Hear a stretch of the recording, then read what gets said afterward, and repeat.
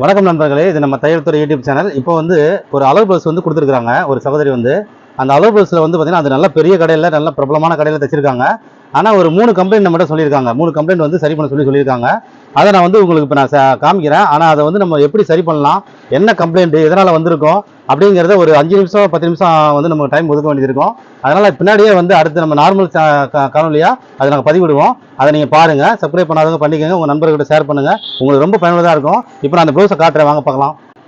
இதில் வந்து 3 கம்ப்ளைண்ட் சொல்லி நம்மள சொல்லியிருக்காங்க. என்ன அப்படின்னா, நெக்கு கொஞ்சம் வந்து கொஞ்சம் நல்லா ஷேப்பாக கொடுக்கணும் அப்படின்னு சொல்லி கேட்டிருக்காங்க. அடுத்தது, இந்த இடம் வந்து நல்லா ஒரு மாதிரி இழுத்த மாதிரி இருக்குது, இந்த கட்டிங் கொஞ்சம் இறங்கி இருந்தால் நல்லாயிருக்கும் அப்படின்னு சொல்லியிருக்காங்க. அதுக்கு அடுத்த கம்ப்ளைண்ட் என்னன்னா, பாருங்க, இது இப்படி வச்சோம் தண்ணியில் இப்படி போட்டோம் அப்படின்னா இங்கே ஒரு மடிப்பு மாதிரி விழுது பாருங்களேன். இந்த மாதிரி தூக்கிக்கிட்டு அவங்க கை இப்படி இறக்கி ஏற்றும் பொழுது இப்படி இறக்கி ஏற்றினாங்கன்னா இந்த இடம் அப்படியே தூக்குது, மடிப்பாக விழுகுது. இதை வந்து எனக்கு இப்படி இருந்தால் நல்லா இருக்கும், இப்படி கொஞ்சம் இறங்கிந்தா அப்படின்னு சொல்லியிருக்காங்க. இது எதனால அப்படிங்கிறதுலாம்